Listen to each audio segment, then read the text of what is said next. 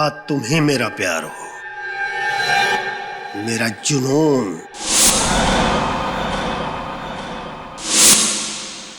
बरसों से जिस दिन का इंतजार था, आज आखिर वो दिन आ ही गया। तुम मेरे सामने हो और मैं तुम्हारे सामने। हम दोनों एक दूसरे के कितना करीब। अब कोई भी तुम्हें मुझसे जुदा नहीं कर सकता।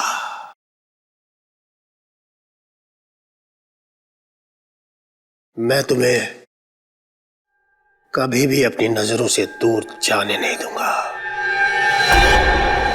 कभी नहीं। नमस्कार, सभी कला प्रेमियों का स्वागत है।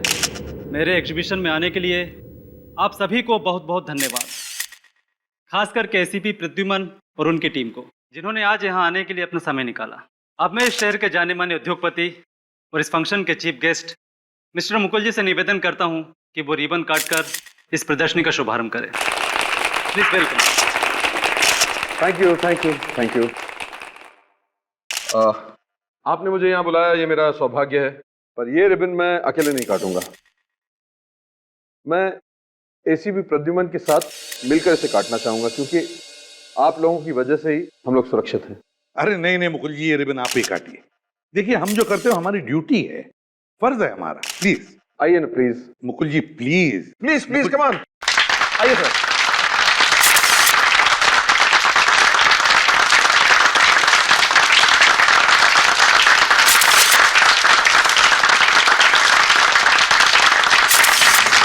हाँ प्लीज।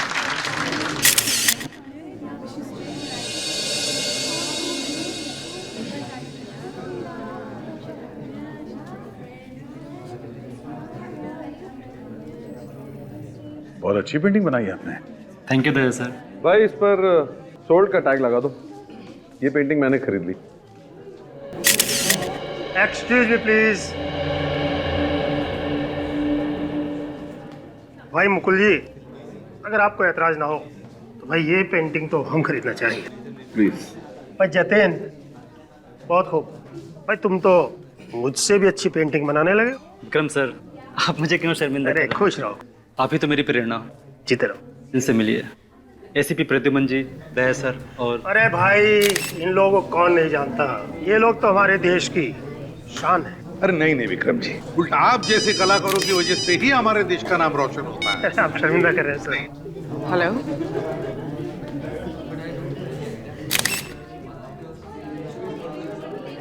कब? सर, हाँ। सर मशहूर टीवी रिपोर्टर रोनिता जी लापता हो गई। लापता? कैसे? सर कुछ घंटे पहले वो मेयर साहब का इंटरव्यू लेने के लिए जा रही थी। अपने ऑफिस से निकली तो थी, लेकिन वहां पहुंची ही नहीं। सर, हाँ। रोनिता मेरी कजिन, प्लीज उसे ढूंढ निकालिए। तुम्हारी बहन है रोनिता? जी। ठीक है, घबराओ मत, कुछ नहीं होगा, हम ढूंढ निकालेंगे उसे। एक काम करो, उस रास्ते भी जाकर चेक करो जिस रास्ते से रोनिता मेयर के बंगले पर जा रही थी, और हम उसके ऑफिस में जाकर चेक करते हैं।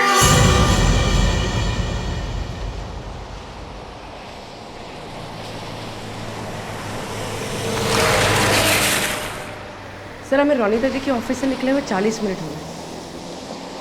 वो मेयर साहब से मिलने यहीं से गई होंगी, लेकिन उनकी गाड़ी अभी तक दिखाई नहीं दी। वही समझ में नहीं आ रहा पूर्वी, ये रोनिता जी गायब कहाँ हुई?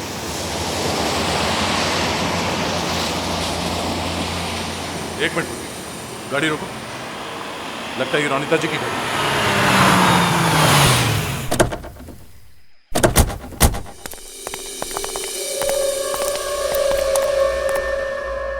सर गाड़ी के अंदर तो कोई भी नहीं है और आसपास भी कोई नहीं है।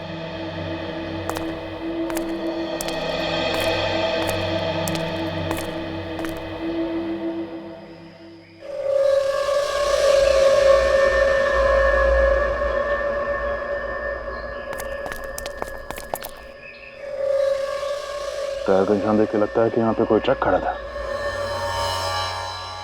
सर मतलब रोनिता जी की गाड़ी के ठीक पीछे एक ट्रक भी पार्क था।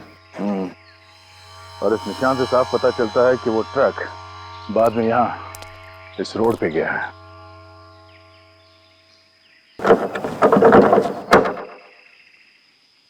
दरवाजा तो बंद है।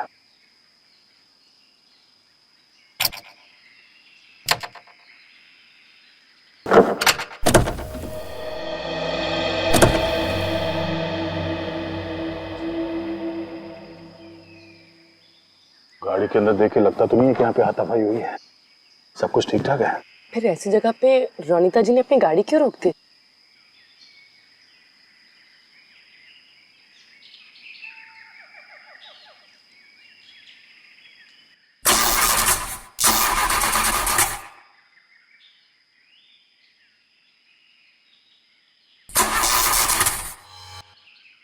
हाँ, रोनिता जी की गाड़ी खराब हो गई थी, इसलिए मजबूरन उन्हें गाड़ी यहाँ छोड़नी पड़ी।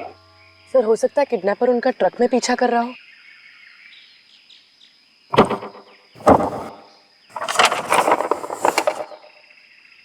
सर ये देखिए, सर गाड़ी खराब होने के बाद रोनिता जी ने जरूर इस इमरजेंसी कार सर्विस को फोन किया होगा। कार सर्विस वाले को? हाँ सर। इसका मतलब कोई ना कोई मैकेनिक तो यहाँ पे आया होगा गाड़ी देखने के लिए, और वही बता सकता है कि यहाँ पे एग्जैक्टली हुआ क्या था। जरा इस सर्विस स्टेशन में फोन करके पता करो। सर।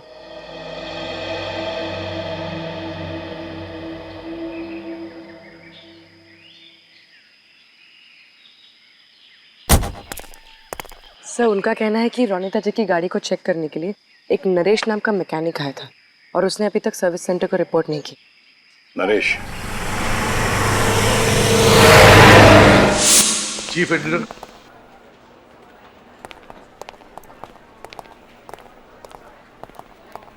आप चीफ एडिटर शंतनु हैं? जी सर, मैं ही हूँ। मैंने ही आपको फ़ोन किया था सर। ओके। देखिए शंतनु जी, हम रोनिता का टेबल चेक करना चाहते हैं। Okay sir. गार्गी ले जाओ। जी सर। Ready? सर आप इधर हैं। शंतनु जी, क्या लगता है आपको, वाकई रोनिता का किडनैप हुआ है? हाँ सर। अच्छा, किसने किया होगा ये? किसी पर शक है आपको?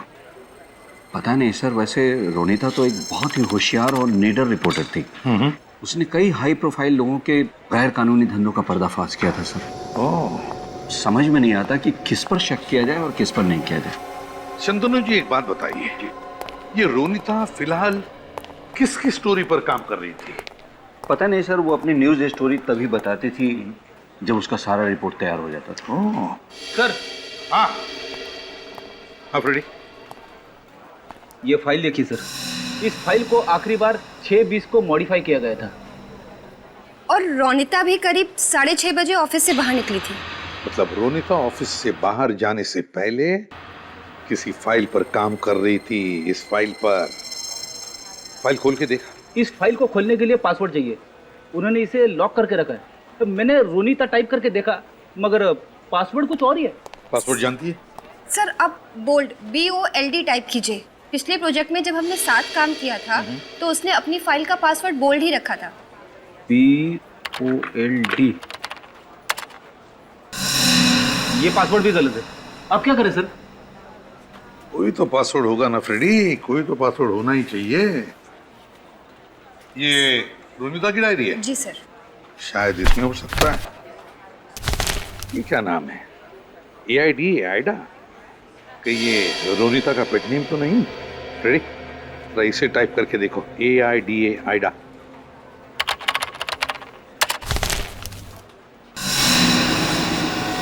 सर, ये फाइल तो डिलीट हो गई। फाइल डिलीट हो गई? इसका मतलब है रोनिता ने अपने कंप्यूटर को इस तरह से सेट करके रखा है कि अगर कोई 3 बार गलत पासवर्ड टाइप करे तो फाइल डिलीट हो जाएगी। ऐसा ही हुआ होगा। देखते हैं और कुछ है क्या। व्योम कौन है? सर व्योम को रोनिता का दाहिना हाथ समझिए। उसकी न्यूज स्टोरी के लिए सारी जानकारी वही ढूंढ कर लाता था। अच्छा, तो फिर ये व्योम जरूर जानता होगा कि रोनिता किसकी स्टोरी पर काम कर रही थी। व्योम।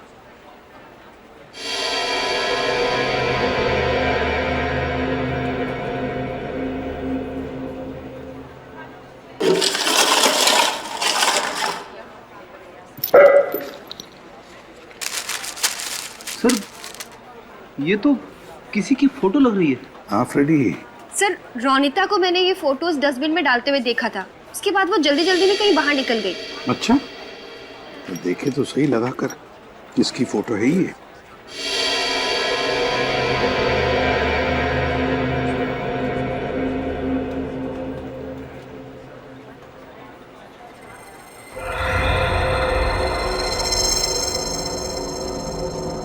ये देखो फ्रेडी, ये मुकुल है, मुकुल।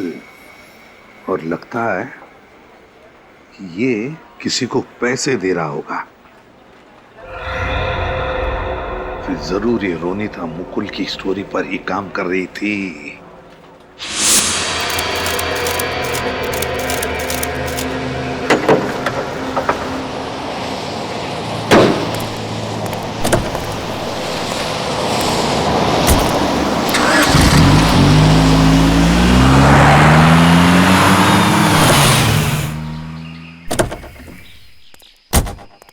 नरेश, जी, हम लोग सीआईडी से हैं। क्या आप ने रोनिता जी का कंप्लेंट कॉल अटेंड किया था? कार नंबर है XC021346। हाँ सर, मुझे ही भेजा गया था। तो क्या तुम मिले थे उनसे? नहीं मैम, मैं जब उनकी कार तक पहुंचा तो वो लॉक करके जा चुकी थी और मैंने उनके मोबाइल पे कॉल भी किया तो फ़ोन स्विच ऑफ आ रहा था। तो क्या ये आपकी ड्यूटी नहीं है कि आप इमरजेंसी सर्विस सेंटर में कॉल करके बताएं कि रोनिता जी कार छोड़ के चली गई? सॉरी सर, एक्चुअली मुझे पहुंचने में थोड़ा लेट हो गया था, तो मुझे लगा कस्टमर मेरे बॉस से कंप्लेंट ना कर दे, इसलिए मैंने अपने बॉस को कॉल ही नहीं किया। अच्छा ये बताओ कि उनकी गाड़ी के आसपास तुमने कोई ट्रक देखा?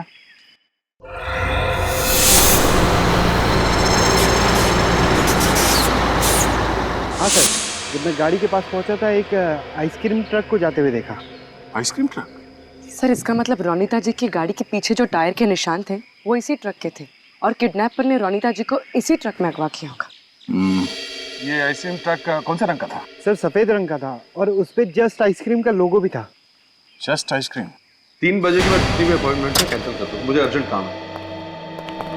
अरे एसीपी सर, आइए बैठिए। रोनिता के बारे में कुछ पता चला? हाँ, कुछ राज खुल गए, सोचा कुछ आपसे पता कर लेंगे। क्या कह रहे हैं, मैं समझा नहीं। सब समझ जाओगे फ्रेडी।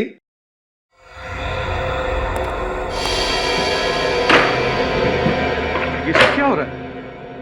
आप मुझ पर शक कर रहे हैं? मैं भला अपनी कजन को क्यों अगवा करवाऊंगा? इसलिए ये फोटोग्राफ आपको कहां से मिला? सवाल हम तुम्हें पूछने आए, उल्टे सवाल पे सवाल तुम हमें पूछे जा रहे हो। वाह, बताओ कौन है ये आदमी?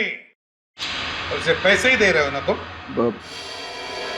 ये एक एजेंट है, लेकिन मैं किसी से भी मिलूं, कुछ भी करूं, इससे रोनिता का क्या लेना देना? क्योंकि ये फोटोग्राफ रोनिता के ऑफिस में से हमें मिला है, उसकी टेबल पर से। इसका मतलब रोनिता मुझ पर नजर रखी हुई थी, लेकिन क्यों? मुझे तो इस बारे में पता भी नहीं। झूठ बोल रहे हैं आप। आपकी अपॉइंटमेंट डायरी में व्योम का नाम लिखा हुआ है। कौन है ये व्योम? इस व्योम का नंबर तुम्हारे डायरी में कैसे? क्यों? सर ये वो आप मेरी पूरी बात सुन लीजिए। मुकुल जी, तुम्हारे मेहमान बनकर हम तुम्हारे एग्जीबिशन में आए थे, अब तुम हमारे मेहमान बनकर हमारे ब्यूरो में चलिए। इस रोड पर तो हमारा ट्रक कभी जाता ही नहीं। ये जरूर वही ट्रक होगा जो कुछ दिन पहले चोरी हो गया था। कहां से चोरी हुआ था ट्रक हमारा? ट्रक का ड्राइवर ट्रक को लेकर अपने घर गया था, वहीं पर किसी ने उस पर हमला किया और ट्रक लेकर भाग गया। सर ये उस ट्रक का ड्राइवर है, मोंटू। मोंटू, ये सब कब हुआ, कैसे हुआ, शुरू से बताओ। साहब, मैं ट्रक लेके अपने घर गया था खाना खाने और पीछे से कोई ट्रक में घुसा और मेरे ऊपर वार कर दिया। आपने उसका चेहरा देखा था?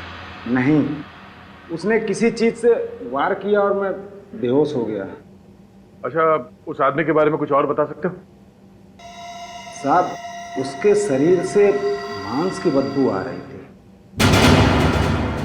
मांस की बदबू? Thank you.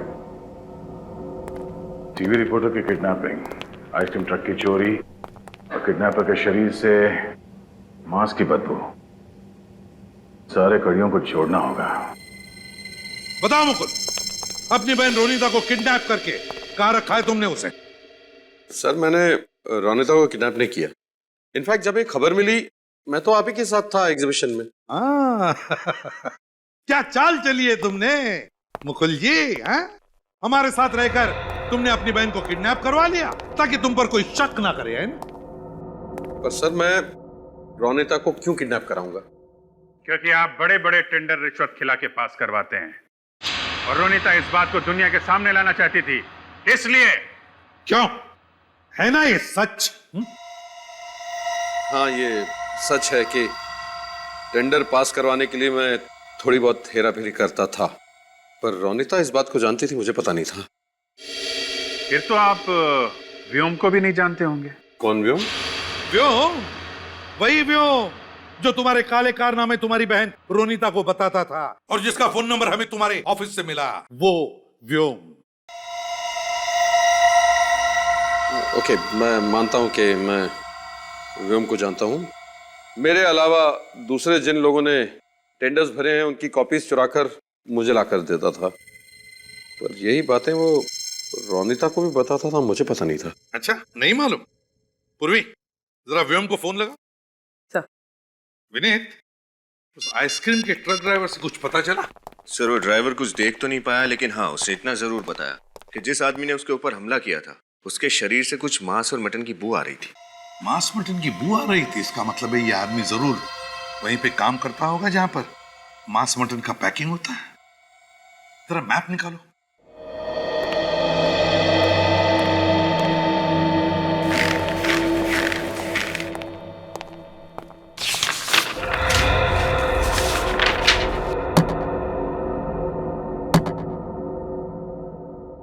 एक, ये 2, 3 और ये है 4।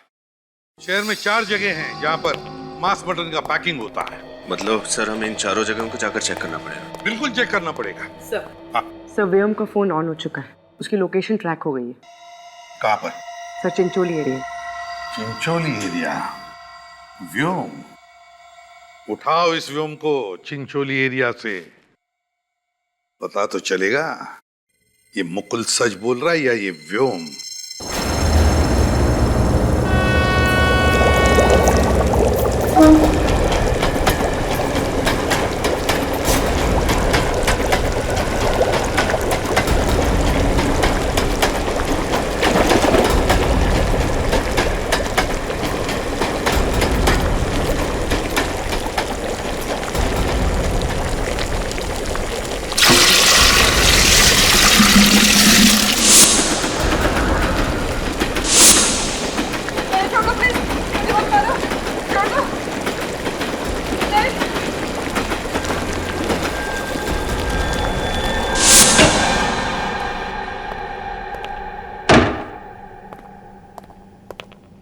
व्योम जी। जी आप लोग? सीआईडी। रोनिता जी के बारे में आपसे कुछ बात करनी है। रोनिता? कौन रोनिता? पता नहीं सर, इनके दिमाग में क्या चल रहा है, पहले मना करते फिर मान जाते हैं। मुकुल ने तुम्हारे बारे में हमें सब कुछ बता दिया है व्योम, और तुम उसके लिए क्या काम करते हो ये भी बताया। हमें पता चल चुका है कि तुम मुकुल के सीक्रेट रोनिता जी को बेचते थे और रोनिता जी के सीक्रेट मुकुल को, दोनों को डबल क्रॉस कर रहे हो तुम। अब आप लोगों को सब पता चल ही चुका है तो मैं और क्या बोलूं? रोनिता को किडनैप करके कहां रखा है? क्या रोनिता किडनैप हो गई है? नाटक मत कर, समझा? नहीं सर, मैं सच बोल रहा हूँ। मुकुल जी के बारे में खबर देने के बदले रोनिता मुझे ढेर सारे पैसे देती है। मैं भला उससे किडनैप क्यों करूंगा? आज सुबह कहाँ थे तुम? मैं मुकुल जी के ऑफिस में था, आप चेक कर सकते हैं। रोनिता से तुम्हारी आखिरी बार बात कब हुई थी? मुकुल जी के ऑफिस से निकलने के बाद मैंने उसे फोन किया था।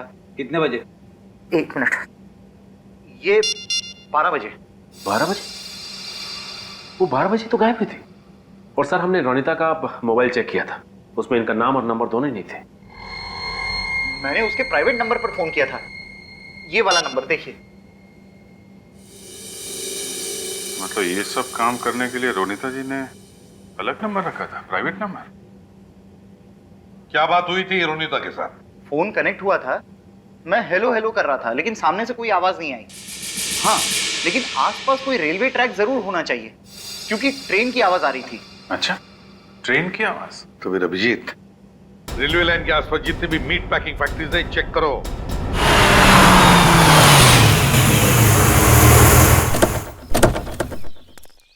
ये आइसक्रीम ट्रक तो यहाँ पर है। इसी में रोनिता जी को किडनैप किया गया था। इधर ही होनी चाहिए।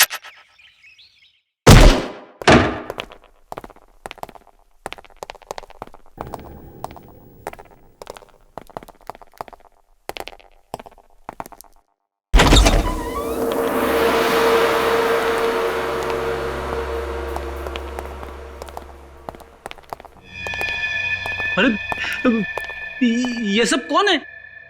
सर ये पुतले हैं सर। मोम के पुतले। बाहर आइसक्रीम का ट्रक, यहां मोम के पुतले और रोनिता जी गायब। चेक कर।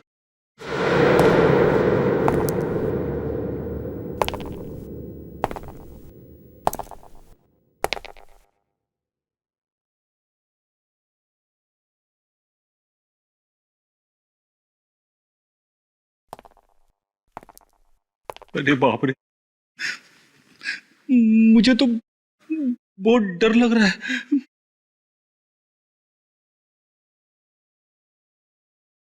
कितनी ठंडी है यहाँ पे, मगर मुझे बहुत पसीने छूट रहे हैं।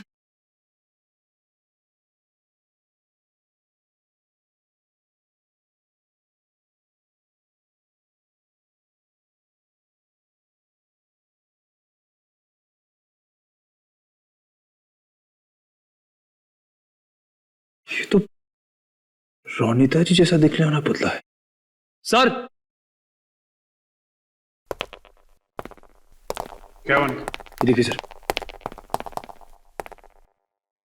अरे रोनिता इतनी फेमस हो गई कि लोग उसका पुतला बनाने लगे। नहीं फ्रेडी, इस पुतले में कुछ खास बात है। ये पुतला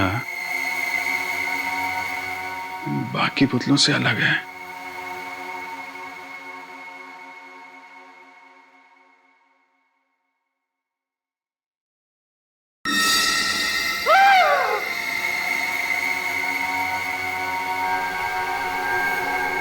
रोनिता जी,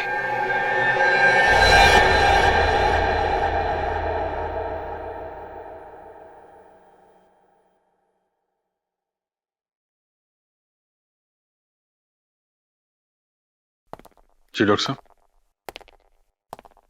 क्या लगता है?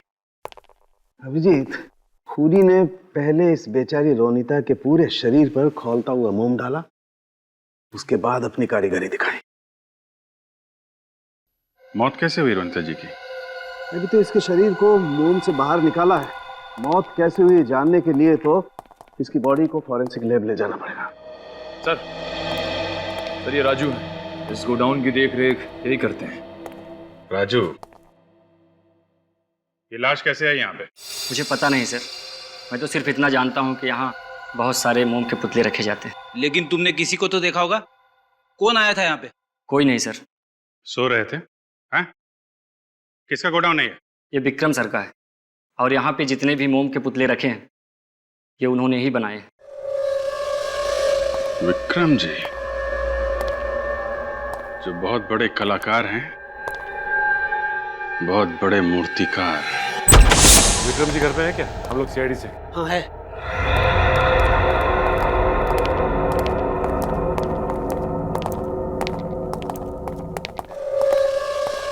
कहिए सर, मैं आपके लिए क्या कर सकता हूँ? तुम्हारे वर्कशॉप में विक्रम जी हमें रोनिता जी की लाश मिली है। लाश? क्या? लाश मेरे वर्कशॉप से? जी हाँ। क्यों फोन किया आपने उनका? तुम्हें क्या लगा किसी को पता ही नहीं चलेगा कि वो मोम का पुतला नहीं, एक औरत की लाश है जिस पर मोम की परत चढ़ी हुई है? बताइए, क्यों किया इतने बेदर्दी से खून? मैंने रोनिता जी को नहीं मारा सर। मैंने जानता कि रोनिता जी की लाश का पुतला बनाकर किसने और क्यों मेरे वर्कशॉप में रखा सर। सर मैं तो पिछले कई दिनों से अपने वर्कशॉप में गया ही नहीं सर। आप लोग चाहें तो वहां जाकर पूछताछ कर सकते हैं सर। मैं रोनीता जी को जिंदगी में कभी मिला तक नहीं सर। अब मेरा उनसे कोई संबंध ही नहीं। मैंने तो सिर्फ उनको टीवी पर देखा है बस। चलो मान लिया विक्रम जी कि तुम रोनीता जी को जानते ही नहीं थे, लेकिन एक बात तो बता सकते हैं कि उनकी लाश से बना ये मोम का पुतला तुम्हारे वर्कशॉप में कैसे? वो मैं नहीं जानता सर। हाँ सर, एक बात है, कल सुबह मेरे वर्कशॉप के सब पुतले एक प्रदर्शनी के लिए ले जाए जाने वाले थे। क्या कहा? प्रदर्शनी में? हाँ सर। अभिजीत, इसका मतलब है कि ये खूनी अपना जुर्म छुपाना नहीं चाहता। वो चाहता है कि रोनीता जी की लाश से बना मोम का पुतला पूरी दुनिया देख सके।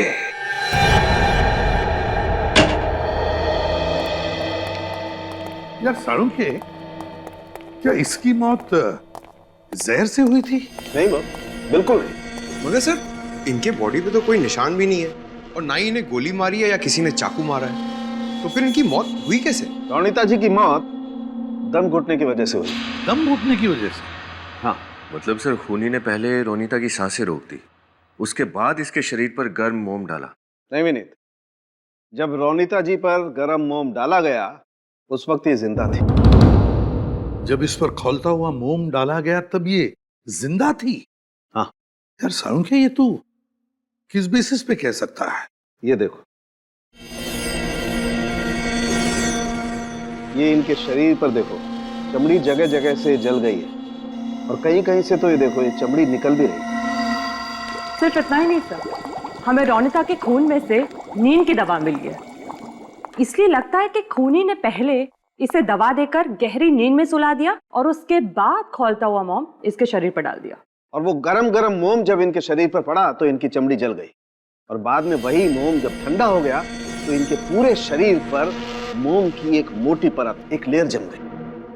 सर, और इसकी वजह से रोनीता का दम घुट गया? हाँ। खूनी ने बेचारी पर खौलता हुआ मोम डाल दिया ताकि एक खूबसूरत सा पुतला बने और फिर लोग इसे एग्जीबिशन में देख सकें। सर, इसका मतलब खूनी एक ऐसा आदमी है जो मोम से पुतले बनाने की कला को जानता है। हाँ पूर्वी, मगर गलत इस्तेमाल किया है उसने अपनी कला का, गलत इस्तेमाल किया है। विक्रम के बारे में क्या पता चला? तो विक्रम का हमारे पास कोई क्रिमिनल रिकॉर्ड नहीं है। क्या? विक्रम का कोई भी क्रिमिनल रिकॉर्ड नहीं? एसीपी प्रद्युमन, या क्या? ठीक, हम पहुंचते हैं। क्या हुआ सर? प्रसिद्ध लेखिका शर्मिला जी गायब हो गई है। मैं ही शर्मिला का पति हूँ। आप ही ने फोन किया था हमें? जी हाँ, शर्मिला अचानक गायब हो गई, तब से मैं बहुत टेंशन में हूँ। देखिए राकेश जी, आप टेंशन बिल्कुल मत लीजिए, आपकी पत्नी शर्मिला जी को हम ढूंढ निकालेंगे। अच्छा ये बताइए कि आपकी पत्नी शर्मिला जी कब गायब हुई थी? सर, वो मॉर्निंग वॉक के लिए निकली थी। आपकी पत्नी हर रोज मॉर्निंग वॉक करने जाती है? जी हाँ। तो फिर उनके गायब होने की खबर आपने हमें पहले क्यों नहीं दी? सर, ऐसा है कि शर्मिला एक कामयाब लेखिका है। वो कब कहाँ किससे मिलने जा रही है ये हर समय बताकर तो नहीं जाती, और फिर वो स्वाभिमानी और कड़क मिजाज की। हर वक्त कोई उसे टोकता रहे ये उसे पसंद नहीं।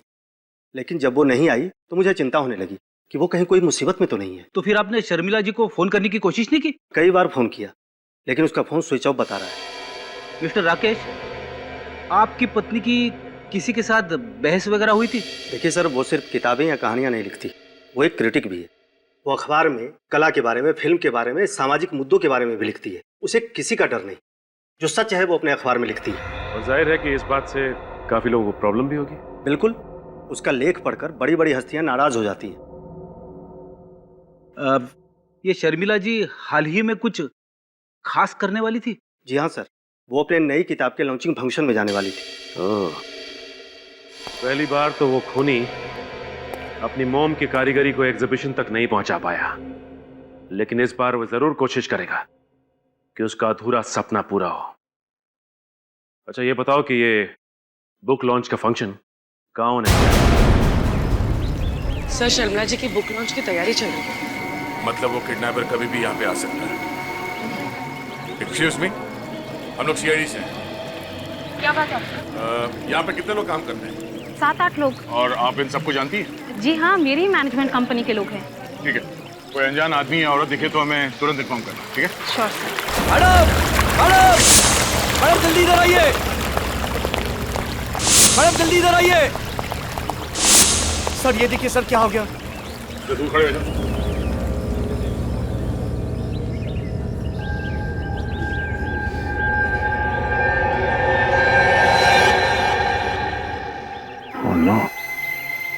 लाश। सर रोनिता जी की तरह इस पर भी खौलता हुआ मोम डाला गया, इसलिए शर्मिला जी की मौत हो गई। ये खून ये सब कर क्यों रहा है?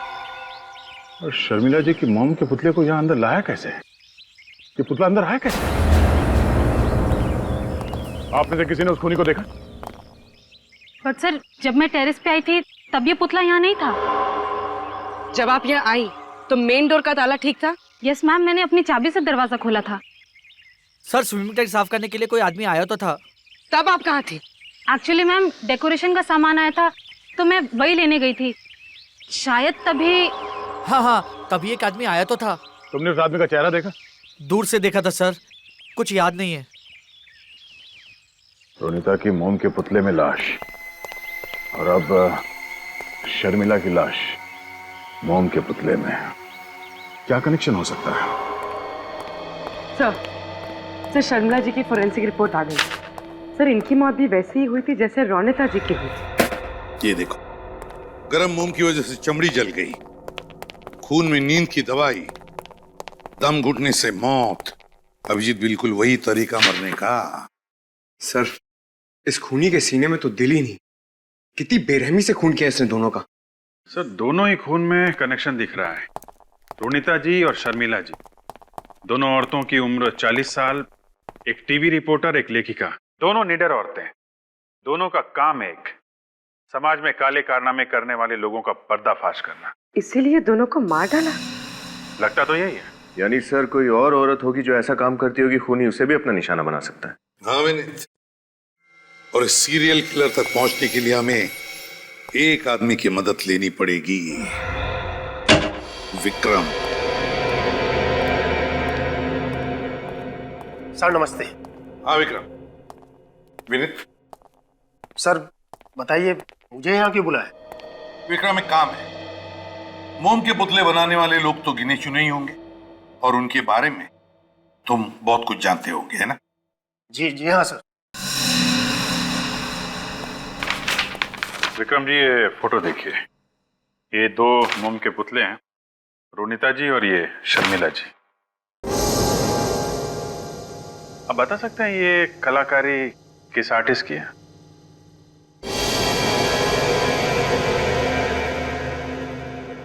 सर दोनों पुतले एक ही कलाकार के बनाए हुए हैं। दोनों पुतलों के एक ही स्टाइल में तराशा गया है। छोटी से छोटी बारीकी का बहुत ध्यान रखा गया है। बहुत समय दिया गया है सर ये पुतले बनाने में। कौन आर्टिस्ट है ये? कभी देखा है इसका काम?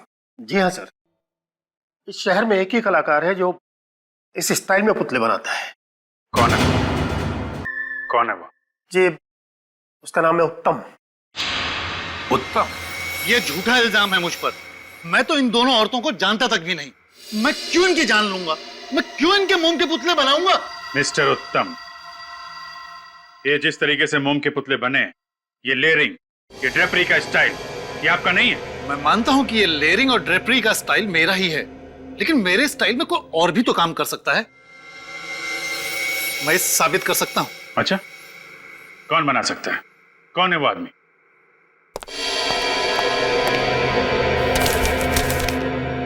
ये चिट्ठियां मुझे किसी गुमनाम शख्स ने लिखी है सर। यही वो आदमी है।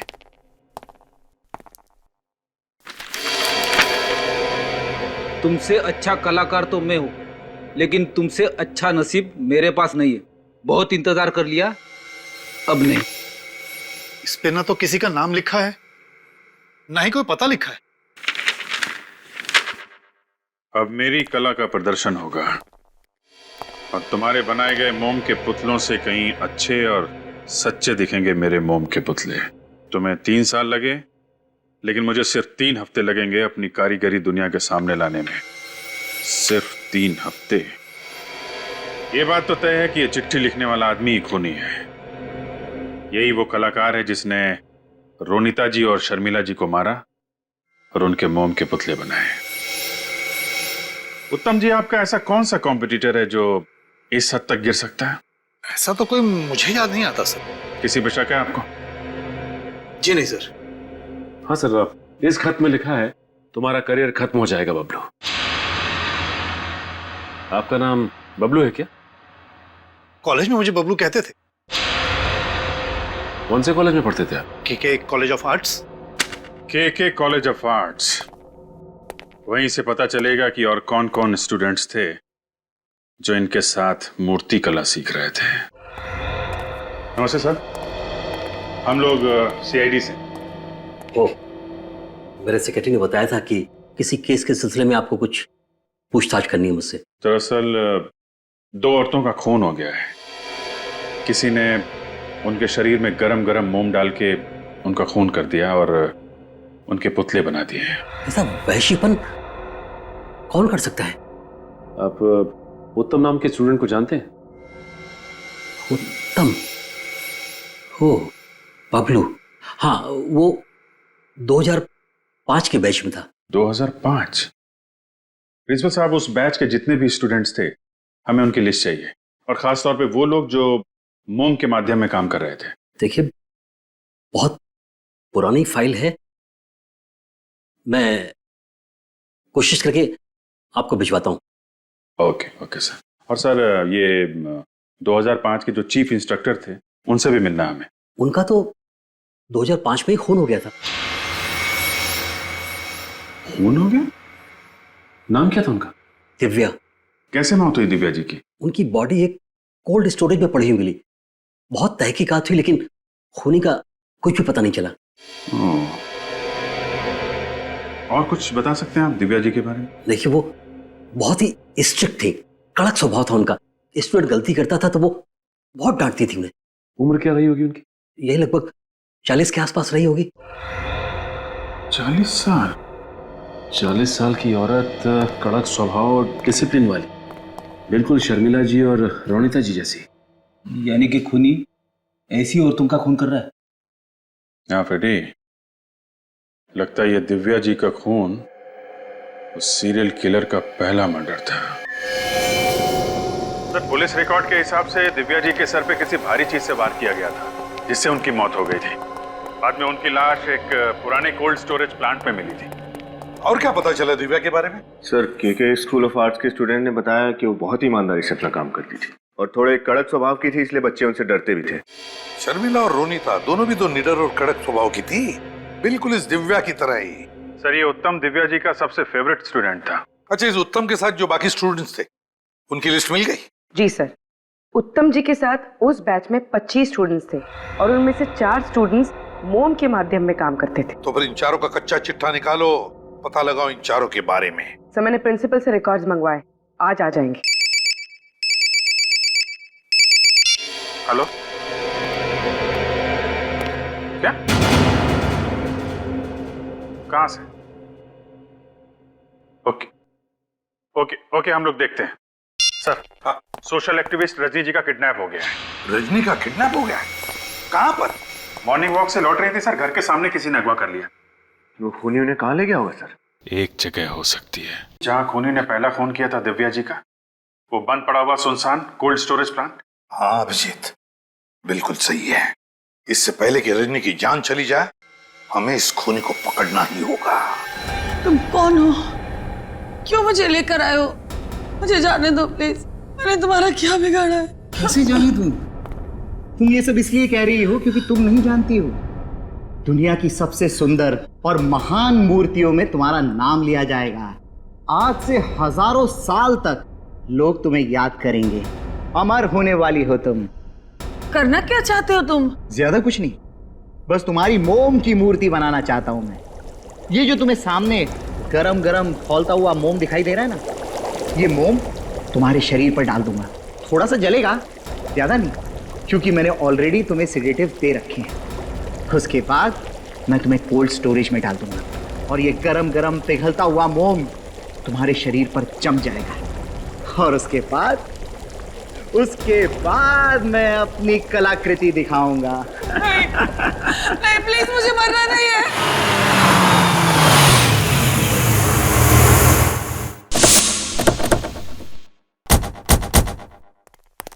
यही है वो पुराना कोल्ड स्टोरेज, संभाल के।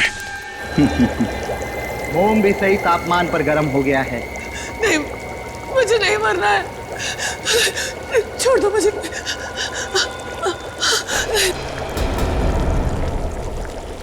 जाने दो मुझे, जाने दो। मैंने तुम्हारा क्या बिगाड़ा, छोड़ दो।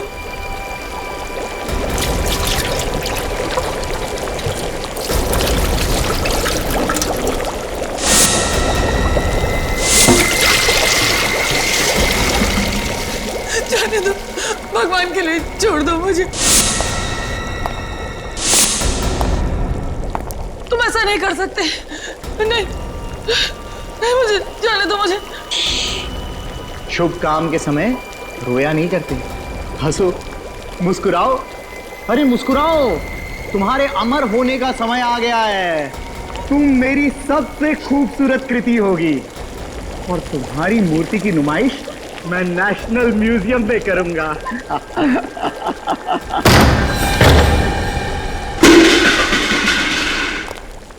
मिस्टर व्योम, के कॉलेज ऑफ आर्ट्स का नाम बदनाम कर रहे हो। असली नाम क्या है तुम्हारा? असली नाम? सिद्धार्थ नाम है मेरा। पहचान छुपाने के लिए नाम बदला था मैंने। और अपना अपराध छुपाने के लिए तुमने हमारी मदद की। बहुत कोशिश की तुमने हमें गुमराह करने के लिए, रोनिता जी के बारे में इंफॉर्मेशन देना, वो फोन के डिटेल्स, रेलवे ट्रैक की आवाज। अच्छा नाटक था। क्यों मारा तुमने दिव्या जी को? हमेशा मुझे डांटती रहती थी। उत्तम ही उसका सबसे चहेता स्टूडेंट था। इसी कोल्ड स्टोरेज में हम लोग प्रैक्टिकल्स के लिए आया करते थे और इसी कोल्ड स्टोरेज में उसने सबके सामने मेरा अपमान किया था। और इसीलिए तुमने दिव्या जी को इस कोल्ड स्टोरेज में मारा और उत्तम के स्टाइल में उसका पुतला बनाया ताकि उत्तम फंस जाए। हाँ, दिव्या जैसी औरतों को मारकर मैं अपना गुस्सा उतारता रहा। दिव्या ने मेरा भविष्य बर्बाद कर दिया था। कोई किसी का भविष्य बर्बाद नहीं करता है। इंसान अपना भविष्य खुद बनाता है या खुद बिगाड़ता है। तुम्हारी तरह। फांसी होगी तुम्हें, फांसी।